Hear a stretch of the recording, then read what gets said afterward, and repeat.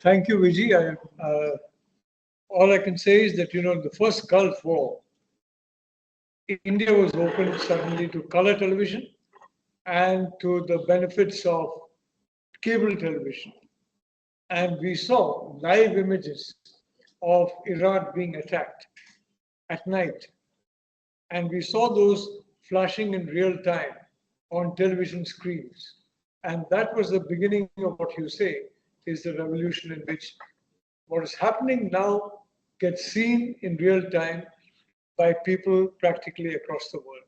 So I think the first Gulf War was, I think, a marker in that respect because cable television came across and they were, at that point in time, CNN was, I think, had a very strong monopoly on the whole thing. And I mean, one was transfixed by the television screen.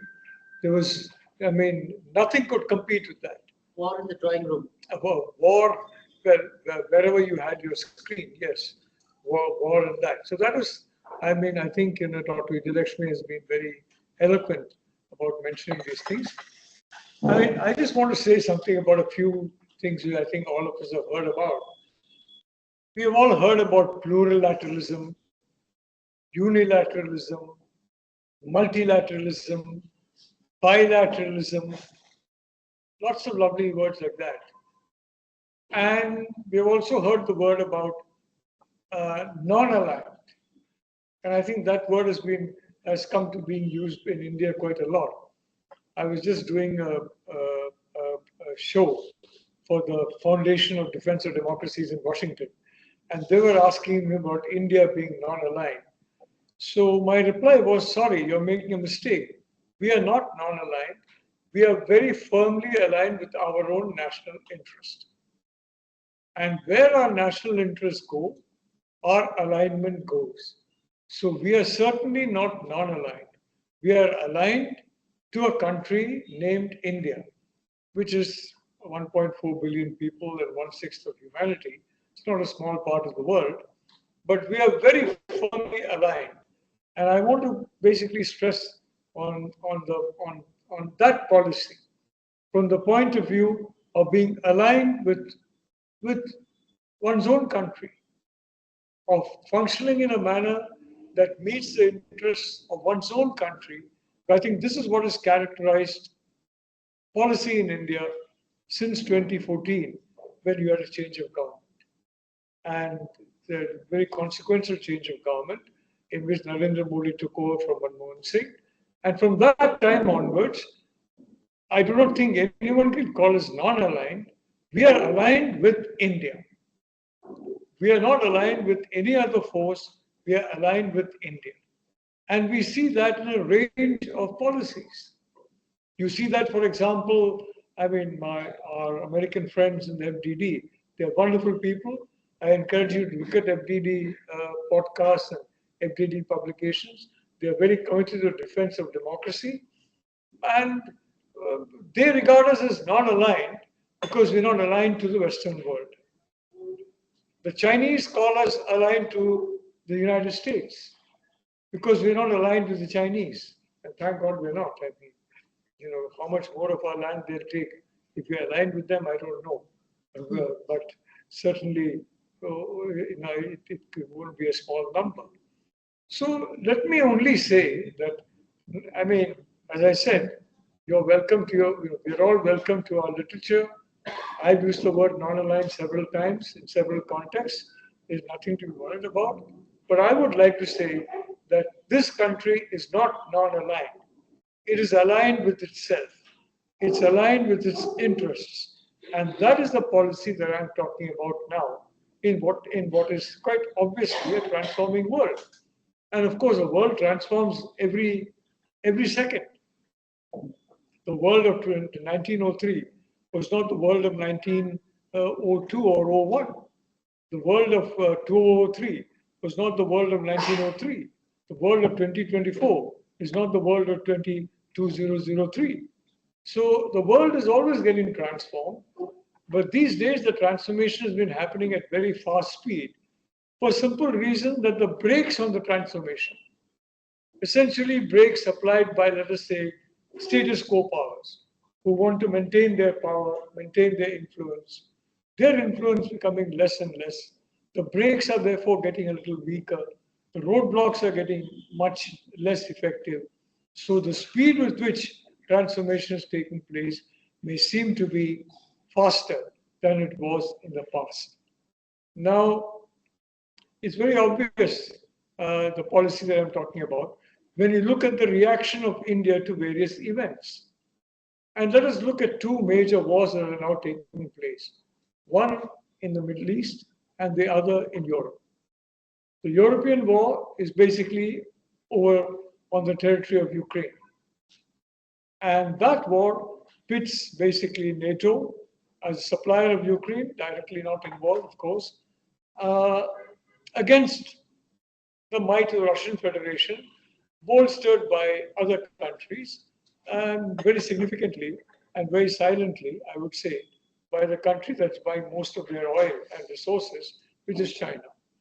So, personally, if you look at my writing, I have not seen the logic of the Ukraine war because the logic is founded on the premise that Ukraine is essential and core to security of the North Atlantic countries on both sides.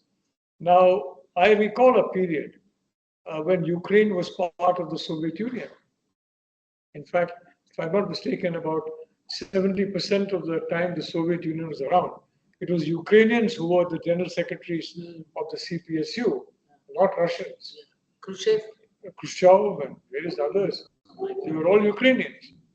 There were hardly any Russians there. I think Brezhnev also is Ukraine. Yeah. Ukrainians. He's also Ukrainian. I didn't see France collapsing during that time. There were, Charles de Gaulle's time, other time, there were being the usual eruptions of street problems in France. And I think that's a very vibrant sign of a great culture. But I didn't see France collapsing. I didn't see America collapsing. I didn't see Germany collapsing. I certainly didn't see the Atlantic Alliance collapsing. And this is when Ukraine was inside the Soviet Union, the evil empire. I forget who was, I think Reagan or somebody? Bush. Yeah, it starts with Reagan, yeah. And then of course George W. Bush. So when you have, let us ask people who are analyzing matters, we don't go back to dreams. We don't go back to a make-believe world. We go back to the world of facts. And the fact is that when Ukraine was part of the Soviet Union, Western Europe and North America were far from collapsing. In fact, they beat the Soviet Union. Whether because of the Ukrainians or not, I can't say. But whatever the reason, they defeated the Soviet Union in the first Cold War. And of course, some of us have been talking for about 11 years about Cold War 2.0. I'm happy to say that now people come and tell me about Cold War 2.0. So I'm delighted that the word has finally gotten around. But I would only like to say that from our point of view, and I am frankly nothing to do with the government of India. I may have a few friends in the government here and there, just a few, but nothing, no connection whatsoever with anything to do with government or with policy.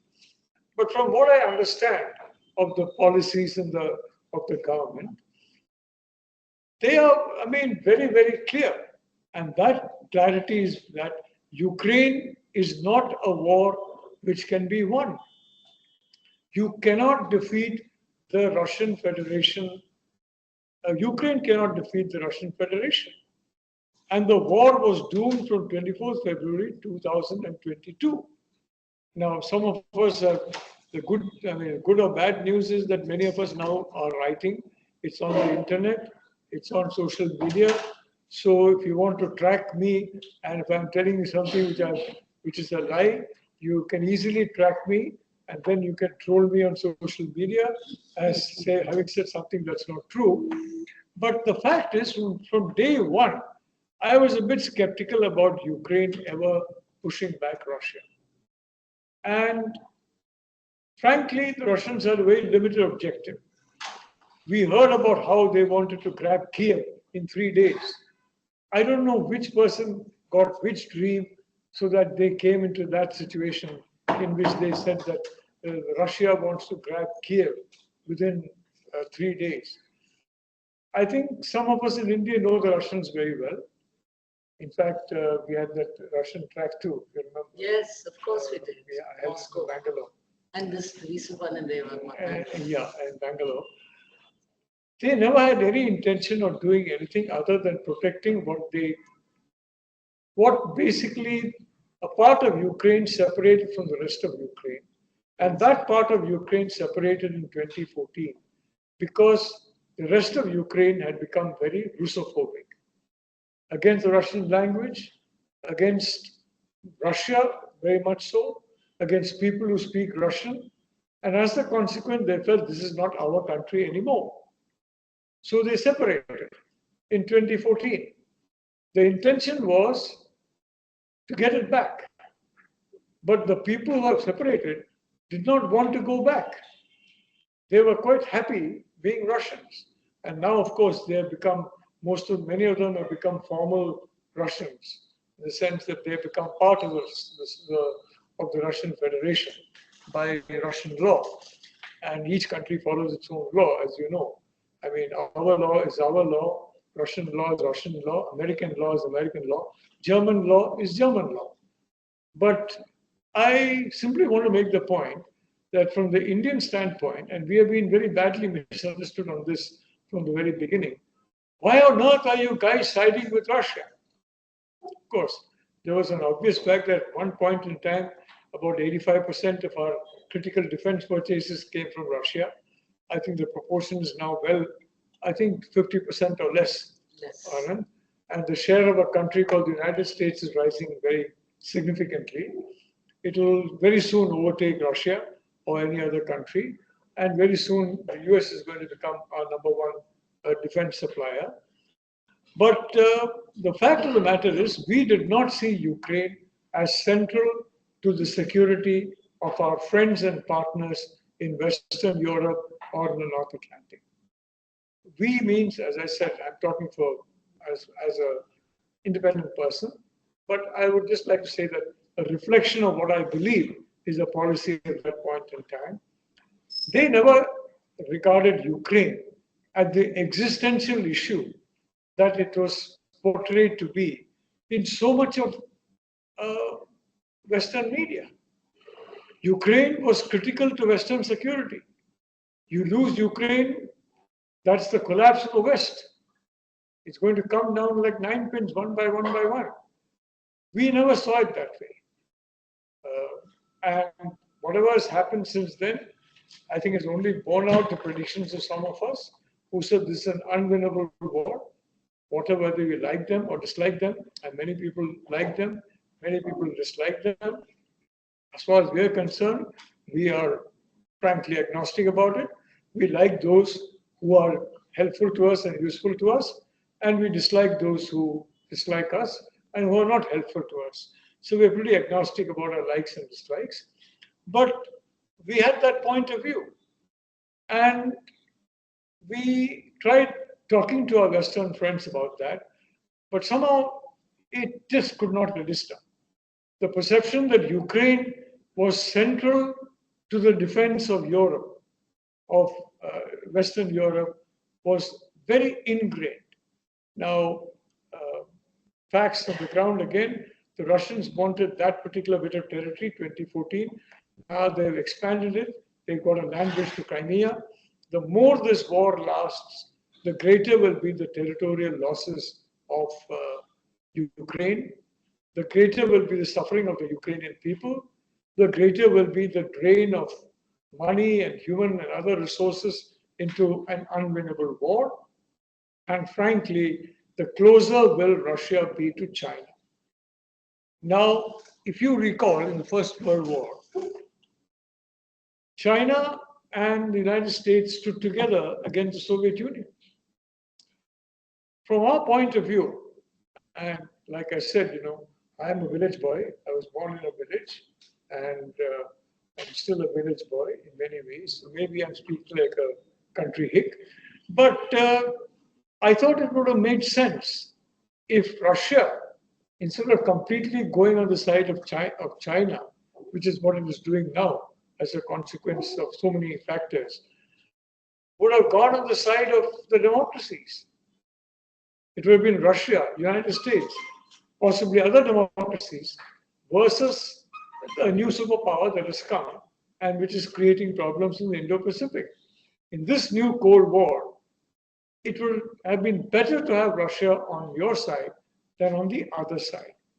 This was logic. It seemed simple at that time, but somehow, again, this is logic that was regarded as unacceptable. And frankly, even today, if you talk to friends across the Atlantic or if you talk to friends across the Eurasian continent, they still don't accept it. But from our point of view, what Prime Minister Modi said back in April 2022, if I remember, this is not the time of war, it's a time of peace. He said that to Vladimir Putin, Vladimirovich Putin. And he told Putin, stop the war. Putin, I mean, from what I understand, he was not negative on that. And from the very beginning, he was very clear, we are going to keep what we have and nothing more. We're not interested in the rest of Ukraine because the rest of Ukraine has become virulently Russophobic, but we are not going to allow Ukraine to be a part of NATO because Ukraine and Belarus are the two locations through which a land incursion can take place into Russia. If you want a land incursion into Russia, and land is still a very significant factor in modern warfare, you can see that in Gaza, you can see that in Ukraine, you'll see that in other parts of the world as well. Ukraine and Belarus are critical to the security of the Russian Federation. It's not critical to the security of Western Europe. Unless, I mean, if the Russians want to use Ukraine and Belarus to enter. But if you make a neutral Ukraine, which is not in NATO or anything of the kind, it probably will settle that particular issue. And I think that is the basis of the April 22 attempt at an accord. An accord which India was very much favoring at that point in time. Well, it's now 2024. It's now October 2024. I don't see how the Ukrainians have gained in the last 2 years. I don't see what the world has gained over the last 2 years. Because one thing, you've got these financial sanctions, and you've got a lot of, a lot of collateral damage in terms of the cost of living, inflation, other problems, other issues related directly to the war and the ensuing sanctions that took place. So what I want to say is, our view was founded on what we believe is our interest. And our interest is based on the fact that we are part of Mother Earth. Every country is part of Mother Earth. And we have an obligation to ensure that Mother Earth is protected. We are to be protected. I can't, for example, long back when I was, you can't talk about clean air in Manipal without clean air in Udupi or clean air in Dakshin Kannada. There has to be clean air everywhere, or you don't get clean air in Manipal. You can't just put Manipal in a funnel of clean air and say, well, others can be full of haze, it doesn't matter. But that doesn't work. So, as a stand, as a policy, we have taken a policy that the world should work together in a brotherly and sisterly fashion. We should remember, as 2023 G20, the motto had it, that the world is one family.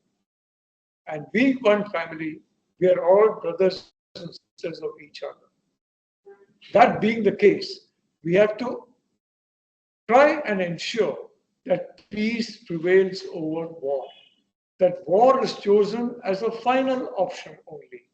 When there's no other way out. That peace is the first to the 9th option, and war only becomes the 10th option, if at all it is chosen, and it should not be chosen. If it is chosen, it's regrettable, and we should go back to other 9 options. So that's what we are seeing in Ukraine. I don't know how long this is going to last. My own view, I mean, I frankly thought that by this year, the Ukrainians would have basically what the Germans call the zeitgeist, the spirit of the times, and they would have come to an armistice agreement with Russia. It has not happened yet. Possibly it'll happen next year. Possibly it may happen only in 5 years' time. But I know that at the end of that 5 years, you're going to have a very depleted country. You're going to have a Russia very firmly entwined with China. And that's not good news for any country that is seeing China as anything other than a problem, a challenge, or a threat. It's not good news at all. At the end of 5 years, they'll be intertwined in a manner which is going to be very difficult to untwine. We have been working, I mean, we are definitely not friends of China. Not, we want to be friends. They don't want to be friends. And you need both sides to be friends. You can't say that I would like to be friendly with you, but you have, if you're unfriendly with me, there's no chance of being friends. It's, I mean, that is the situation now. But let me go on to the other war in which friends and unfriends come in very sharply. And that is what started on October 7, 2023, the terror attack into Israel. We have seen the visual images of that, some of them. We have attended briefings of what has been going on there. In fact, the editor of Sunday Guardian was till a few days ago in Israel. And she went to that corridor of death and everything else, and she went to that border area. And she's written extensively about it in the last issue and possibly this issue as well. We cannot forget October 7 for the simple reason that October 7 was carried out by a group that denies the Jewish people the right to exist as human beings on the planet. Forget about the state of Israel. It's not just the state of Israel.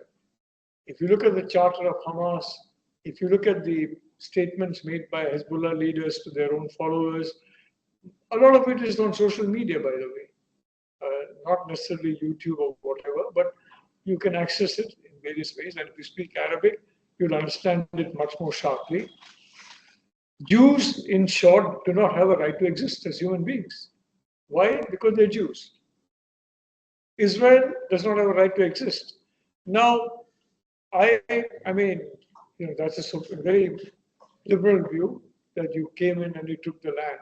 But the fact is, after what the Jewish people have been through, frankly, in 1930s and 1940s, early 1940s Europe, I think they're entitled to a homeland of their own, where they feel safe.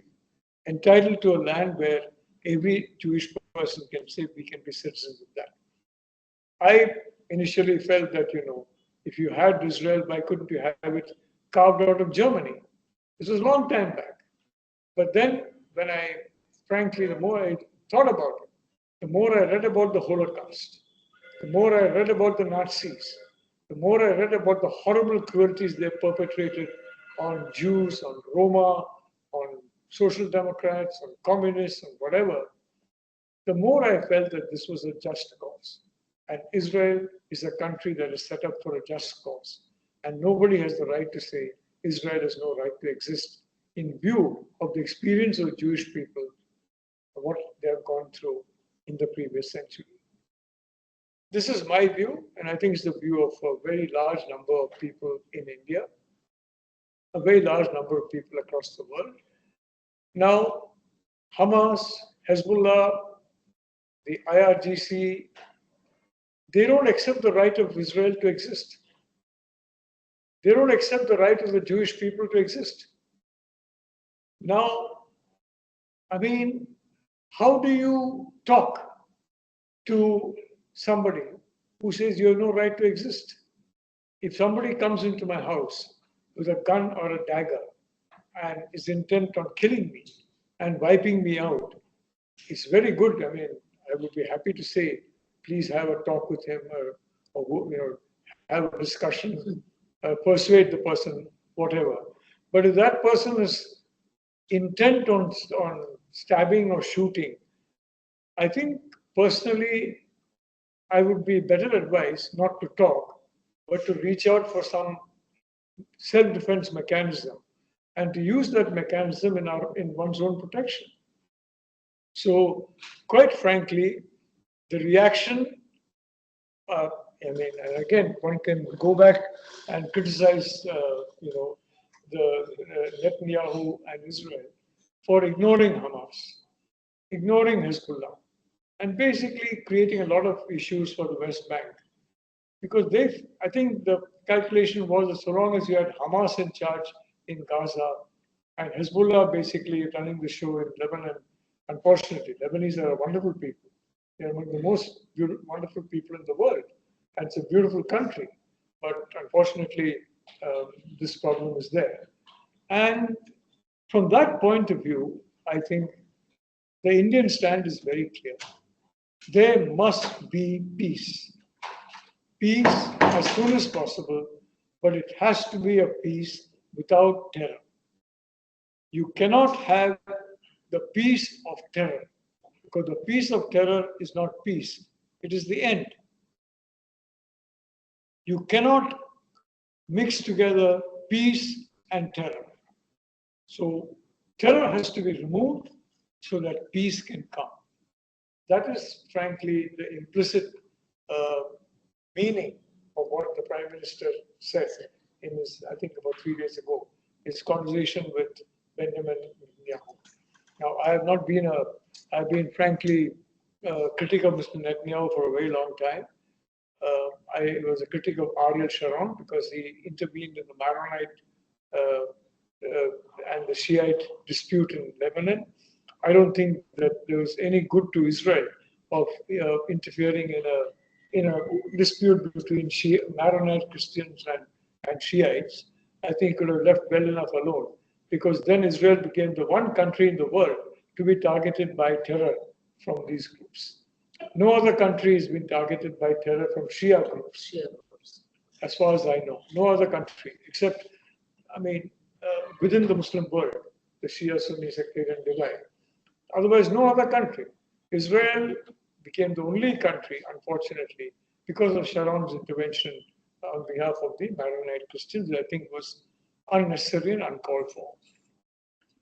But having said that, I'd like to say that what we're seeing of modern warfare today, what we're seeing of these exploding devices, frankly, one doesn't know what could explode, whether it could be this or this. But when you see all that happen, I can't help but feel a slight degree of admiration for not just Mossad, not just the IDF, but also for Netanyahu. Because all said and done, Netanyahu believes in his people. And I think all of us, when we believe in ourselves, we are very significantly on the road to success. If we don't believe in ourselves, we cannot go to success. We will not have the confidence to go and reach success. If we have a belief in ourselves, in what we are, a confidence in ourselves, in what we are, and we have people among us who can give us that confidence, I think that success becomes much easier for us. But the fact of the matter is, terror cannot coexist with peace. So all this talk about discussions, dialogues, everything can only come when there is a situation when Lebanon is liberated from those who believe that another state has no right to exist, when Gaza and the West Bank are freed of people who believe that the Jewish people have no right to exist, and frankly, Israel has no right to exist. And that kind of thing is wrong.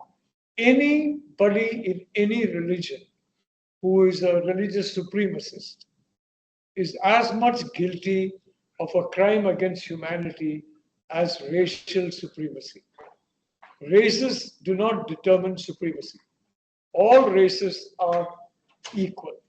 It depends on what we do on our experience, on what happens in life, but all races are equal, all religions and faiths are equal, and religious supremacy is also something which has to be, frankly, we cannot countenance it in a civilized world for any religion. Any religion, I can tell you. So I'm coming to these two wars, one in the Middle East and one there. And frankly, I don't see an end to either of them. I think our friends in the Biden administration definitely, if Trump comes, I think it'll be a very different story. He is a practical chap. He knows the values of dollars and cents. That's one problem with him. It's only dollars and cents. I think people have told me that long back, we had, when there was discussion going on about the S-400, we had talked to informally to Americans about handing over THAAD. And Donald Trump said, yeah, you charge them about double. Charge them double. Because so many Indians are coming here and making money, we'll charge them double. Now, frankly, security is about more than dollars and cents.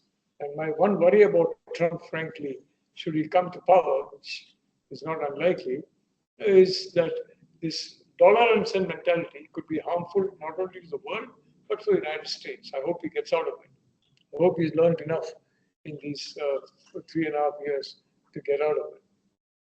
But having said that, I'd like to say, you can now understand some of the underpinnings, the anchors behind what I think is Indian policy.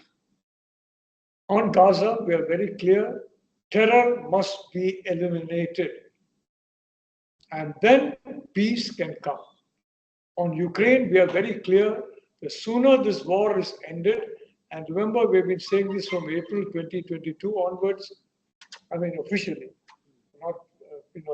not writers of books talking to classrooms, but officially, it cannot be eliminated. And quite frankly, from our point of view, I think Jaishankar was asked a question in a forum recently that External Affairs Minister Jaishankar was asked a question. And the question was, why are you guys in India so keen on de-dollarizing the world? So Jaishankar's reply, classic Jaishankar, I think you got us mistaken with somebody else. The Americans are de-dollarizing the world with all their sanctions, with all their prohibitions, with the use they're trying to make of the dollar. And that will be fatal to America because it is the dollarization of the world that is enabling America to run such huge deficits. Trillions and trillions of dollars of deficit. They can print that money, print that money, print that money. How do they think printing is also can be eliminated because everything will be digital? So they can print even more. But you can't do that unless people are willing to keep those dollars and buy those dollars. If the dollar is not the world reserve currency, how will that happen? The dollar has never been demonetized. Never. It's the most counterfeited currency in the world is the dollar. It's never been demonetized because they believe there's no point in doing that. They want to keep faith in the dollar.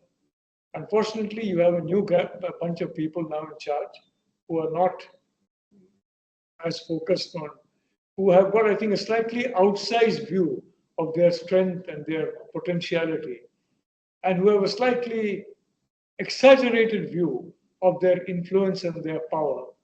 And they do not believe that there is any substitute of dollar. I've argued with friends in the United States, including those who are connected with the monetary authorities there, and they are convinced that there's no substitute for a dollar. Well, you've got China trying to substitute. You've got Russia trying to substitute now because of all these sanctions. And if that should happen, that's the end of the US deficit.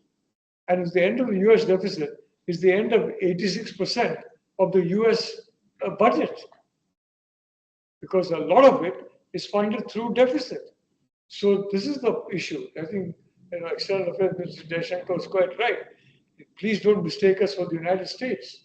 The Americans are doing a very good job of de-dollarization because you can't impose these sanctions. You can't make people have a cost for holding the dollar and then expect them to hold the dollar. After the Ukraine sanctions, there was a flow away from the dollar.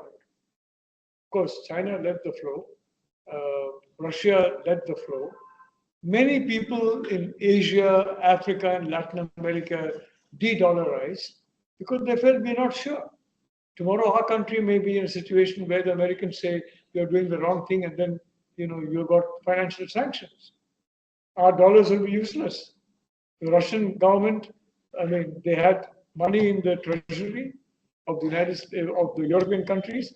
That money has been sequestered, and the intention is to use that money for Ukraine. Now, whose money is it? It's Russian money. Is Russian money kept for safekeeping?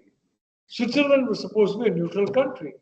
It lost its neutrality, it abandoned neutrality during the Ukraine war.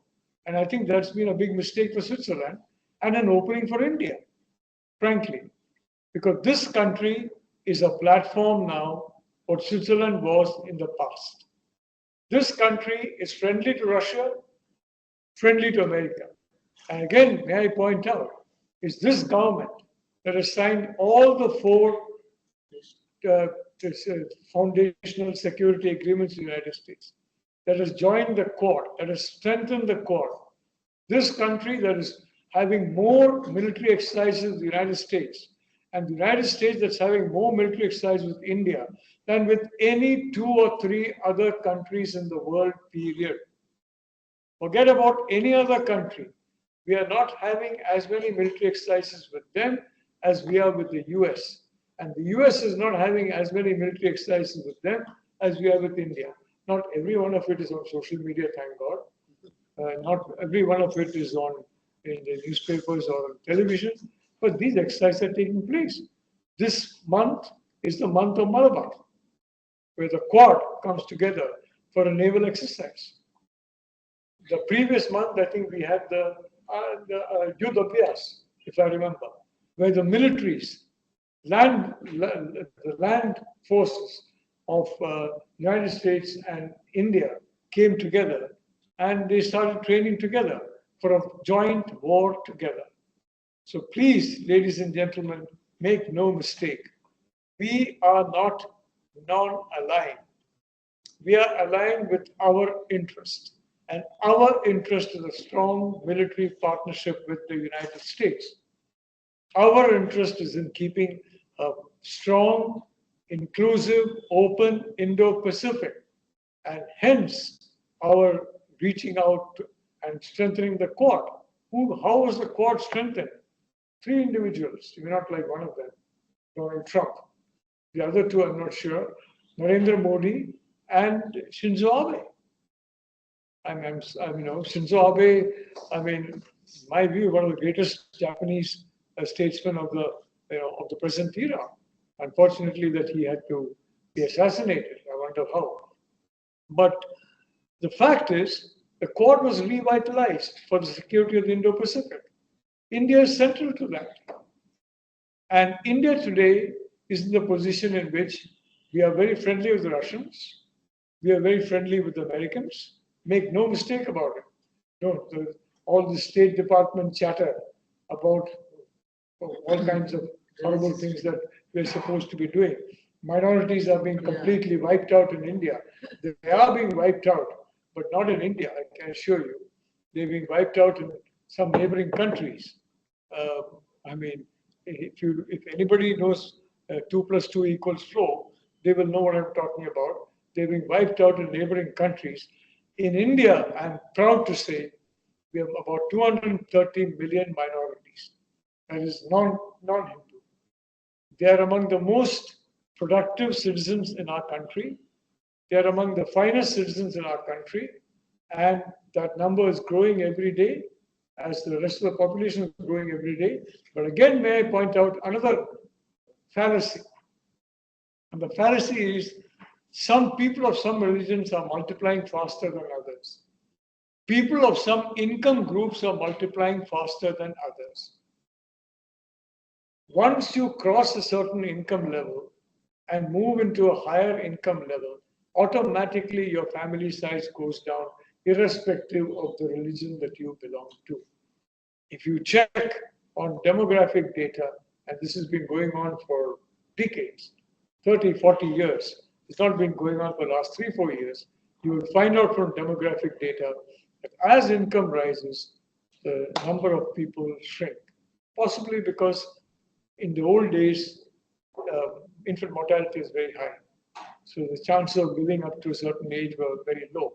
So I don't know what, I'm not going to rationality for that. But all I can say is that this is what's happening. So I want to make one thing very clear, and that is, let's not link religion and faith with any argument, any rational argument, because we are all human beings and we all belong to a human family. This is the stand of India. I mean, Prime Minister Modi has talked about that in the G20, if you remember, Anand. Vasudhaiva Kutumbakam, the world is one family. Today, tomorrow, maybe later, if the Ukrainians ever decide they've had enough, if the Europeans and the Americans decide that they can't win back the land that Ukraine has lost, Russian Federation is too closely, it's too big. And you're driving them into the arms of China, which is not to our interest. I know the Europeans realize that China is not in their interest. But the Americans now definitely realize that.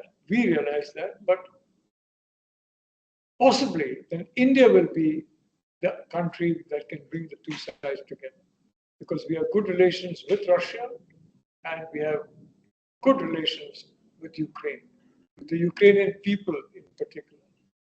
And we have kept the door open for excellent relations with both. In the case of what's going on in the Middle East, once you have the elimination of terror, India would be in a perfect platform to launch a bid for conciliation and reconciliation. You had a reconciliation system and network and mechanism in South Africa, which did a lot of work, reconciliation commission.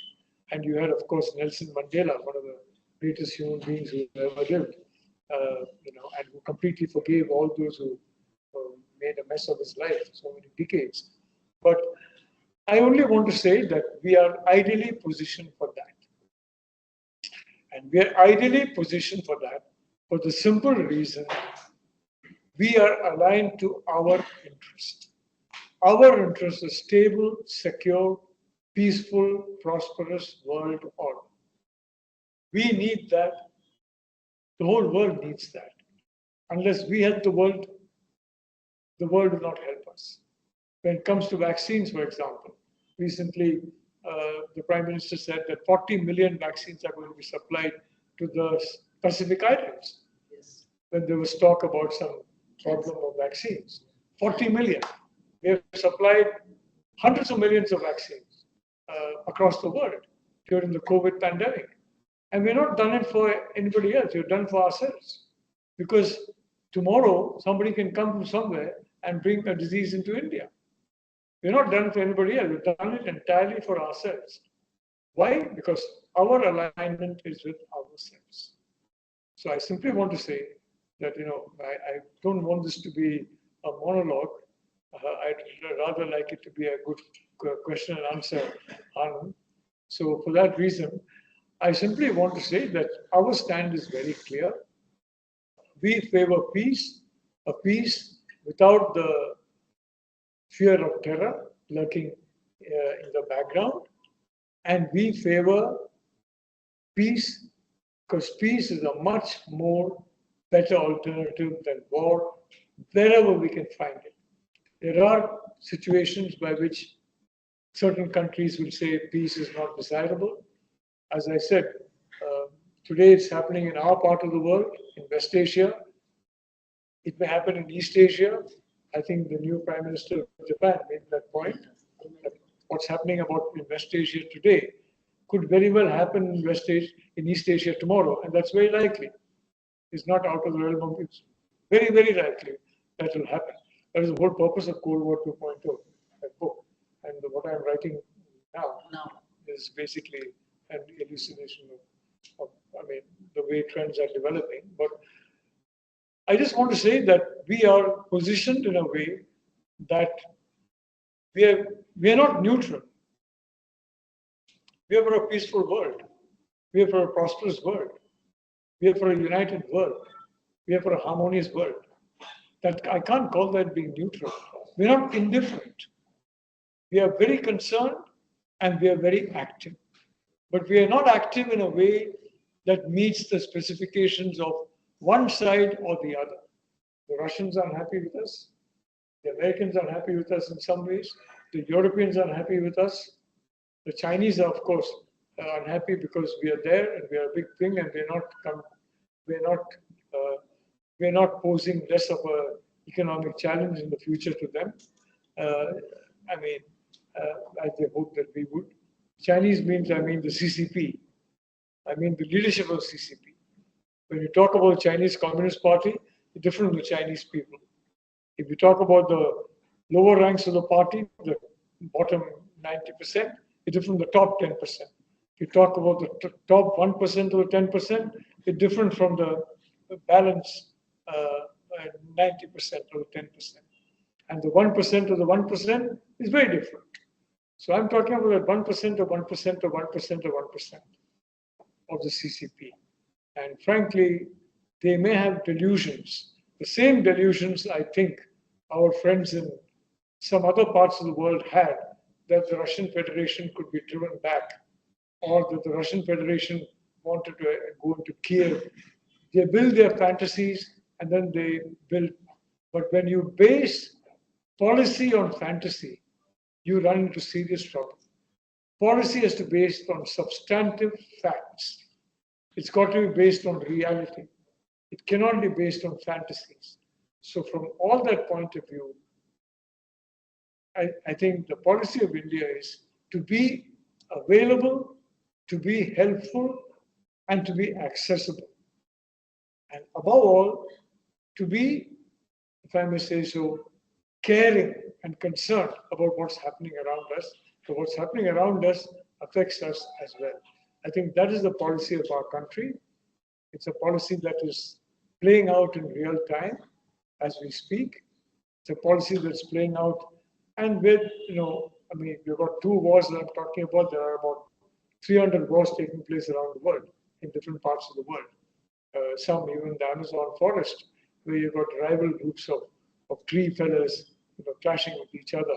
Or now, finally, after Jura has come back, the police clashing with the rainforest. I don't think Mr. Bolsonaro was very concerned about the rainforest. But anyway, all I want to say is that if you talk about our policy, it is alignment with our interests.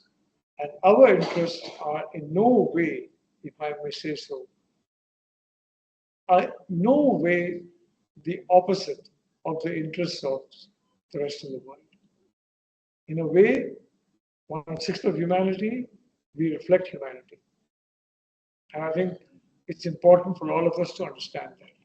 So when next time somebody tells you India is not aligned, say we are aligned with ourselves. Next time somebody tells you that,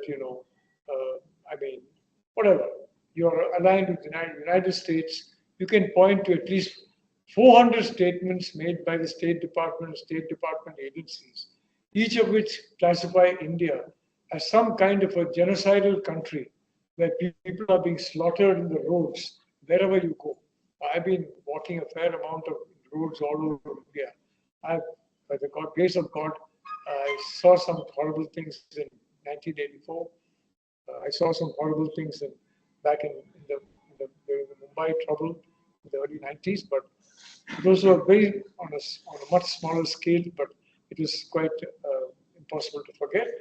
But otherwise, it's not true. It's completely not true. But that doesn't stop the Department of State in the United States from saying all kinds of this, and they're welcome to. Why? Because the substantive fact is we are security partners. Look at the substance and not the show. And we look at the substance, we ignore the show. So ignore the ambient noise in the show and check on the substance. Our relationship is very strong with the United States. It's very close with our European allies. It's very, very close with our friends in the global south, in South America, in the rest of Asia, in Africa. It's very close to all these countries, and we would like to be close to China if the CCP allows us to be close. But so long as that door is shut, we can't do a thing about it.